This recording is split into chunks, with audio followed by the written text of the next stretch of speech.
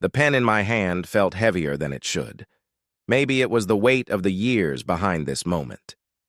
I set it down carefully, parallel to the legal pad in front of me. Across the table, Claire's voice trembled ever so slightly, though she tried to hide it. "Mark," she said, looking first at me and then at Robert, my attorney, "you can't just take this away. This is for the kids. You promised." Her tone was an odd mix of indignation and disbelief, but I caught the faint tremor in her fingers. Robert, sitting to my right, didn't so much as blink. He had his reading glasses perched halfway down his nose, scanning the folder in front of him. "The trust," he said in his even courtroom-ready tone, "was revocable. At any time, the grantor, in this case Mark, could dissolve it, reclaim the assets, and redistribute them as he saw fit, which he has now done." Claire's eyes darted back to me. "I'm the trustee. I manage it. This is Adam and Lucy's future we're talking about." Robert's voice sliced through hers without a hint of apology. "You were the trustee, Mrs. Lambert, for as long as the trust existed. As of 3 weeks ago, it no longer exists." Her mouth opened, closed, opened again. "What the hell is this?" she demanded, her composure fraying. You're just punishing me. This is—" She gestured vaguely between the two of us, as though the word she wanted was floating there in the air. I leaned forward slightly, keeping my voice calm. "This is the consequence of your choices, Claire, and you made them a long time ago." When Adam was about 4, Andrew filed for divorce. I only found out because Claire mentioned one night that things were a little messy right now. Andrew moved out. Claire started leaning on me more, longer hours, more days. By then, she'd also started dating again. And I mean really dating. She cycled through a parade of guys, most of whom barely lasted a month. I became the stable presence in Adam's life. I knew his routines, his food quirks, his bedtime rituals. One night, Claire came home tipsy and started venting about Andrew's new girlfriend. She told me Andrew was fighting her on child support, that she was struggling, even though she still lived in that giant house. And then she said it. "You're practically part of the family, Mark." At the time, I thought she meant it. Thomas didn't talk about money often, but when he did, it was with the air of someone who thought about legacy more than lifestyle. The trust wasn't flashy. It was straightforward. A mixture of investments, some real estate assets, and a cash component that would grow over the years. By the time Adam and Lucy each turned 25, they'd be looking at something close to 7 figures apiece. "Kids don't need to start life with debt and stress," Thomas had said to me over his second glass of scotch one night when Claire was out. "They need options, breathing room." I nodded, silently admiring his foresight. At that point, I didn't know exactly how much influence Claire had over the trust, only that she was the trustee and that it was technically revocable, meaning Thomas could change it any time. I assumed that meant she couldn't misuse it. I was wrong. The first sign that something was off came about 2 years later. I'd been at the house to watch the kids while Claire and Thomas attended a charity gala. Adam was doing homework at the kitchen island while Lucy watched cartoons in the living room. Claire's phone buzzed on the counter. Normally, I ignored it, but the notification flashed brightly across the lock screen. $15,000 deposit completed. The memo read, "Consulting Invictus Lifestyle Group."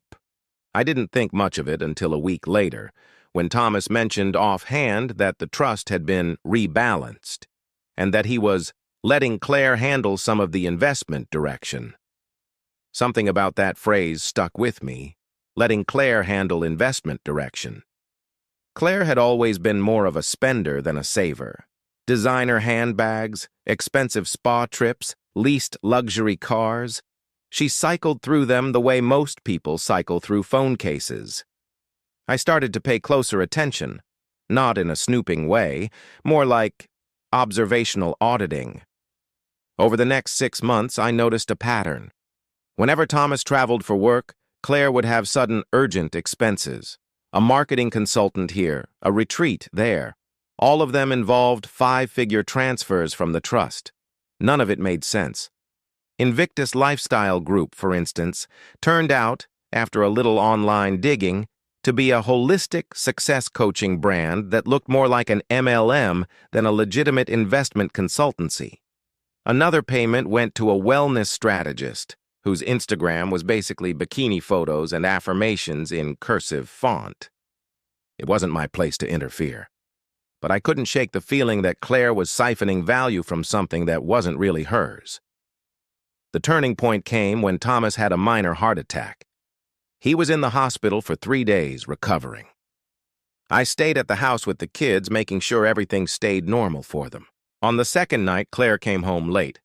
I was sitting at the dining table going over some invoices for my IT business when she breezed in, smelling faintly of champagne. "You know," she said, dropping her clutch on the table, "you should be grateful we keep you around." It was an odd thing to say out of nowhere. She poured herself a glass of wine and leaned against the counter. "Thomas trusts you. The kids like you. But don't get it twisted. You're staff, not family." I didn't respond. She smirked as though she'd won some unspoken exchange and walked upstairs. It was in that moment, in the silence after her heels clicked out of earshot, that the seed planted years ago finally sprouted into a plan. If you want to remove someone's safety net, you don't do it impulsively. You give them enough rope to hang themselves. I began keeping a record. Every questionable transfer, every dubious expense, every time she used trust resources for something that clearly wasn't for Adam or Lucy. Screenshots, bank statements, she often left these on the counter or in the office. Even overheard conversations when she was on speakerphone. Over 2 years, I built a dossier that could make an IRS agent salivate. About 18 months into my silent collection, Thomas asked me for a favor. We were sitting in his study one Sunday afternoon. "I need someone I can trust," he said, "to keep an eye on the trust activities, just in case I'm not around." I told him I'd do it, but I also asked why. He hesitated, then admitted, "I think Claire sees it as her personal slush fund, but I can't prove it." I smiled slightly. "Maybe you don't need to prove it just yet." The final straw came 3 years later. Adam was 15, Lucy was 12, and I was now more like an uncle than the babysitter.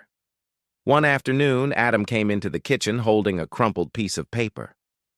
"Mom says we can't do the robotics camp this summer because it's too expensive," he said. I knew for a fact the camp cost under $3,000, barely a rounding error for the trust. 2 days later, I spotted a transfer for $28,000 to a wellness retreat in Bali. The timing was perfect. Thomas and I sat down in his study with my 3 years' worth of records.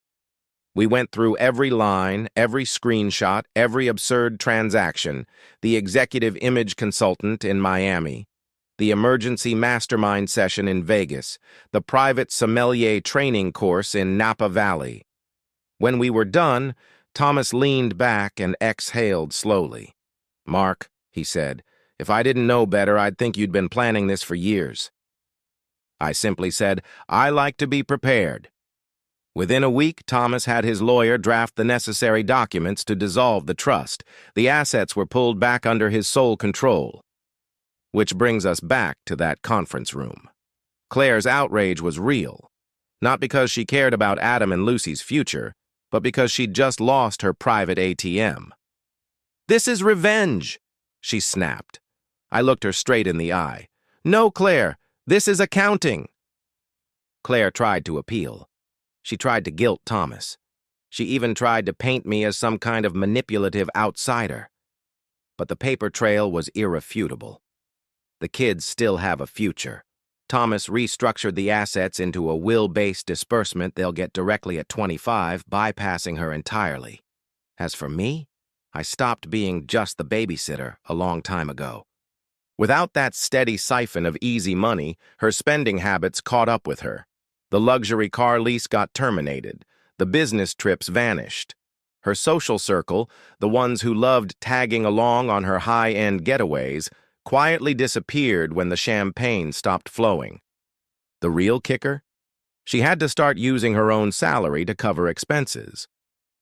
For the first time in over a decade, she felt the weight of a bill arriving without someone else's money to cover it. A year later, Adam was applying to colleges, and Lucy was deep into high school sports. One night over dinner, Adam casually thanked his dad for making sure the college fund was locked down so Mom couldn't accidentally spend it. Thomas chuckled and said, "You can thank Mark for that." Both kids turned to me with that mix of surprise and curiosity teenagers get when they realize an adult in their life has been playing a bigger game than they knew. "You've been looking out for us all this time?" Lucy asked. "Always," I said. The last real exchange Claire and I ever had was short. She caught me in the driveway one afternoon. "You think you won?" she said bitterly. I didn't smile. "I didn't win. The kids did." She looked like she wanted to argue but didn't have the energy. She just turned, got in her car, and drove off. Thomas is healthier now, more involved in the kids' lives. We still talk almost every day. Some about business, some about family. I still work in IT, but I keep one foot in the household's affairs just in case. The trust is gone, but its purpose lives on, in a form no one can drain with fake retreats or consultants. Adam and Lucy will start their adult lives debt-free, exactly as Thomas intended. And Claire? Last I heard, she's still chasing business opportunities that never quite pan out. Without an endless supply of rope, she can't hang anyone but herself.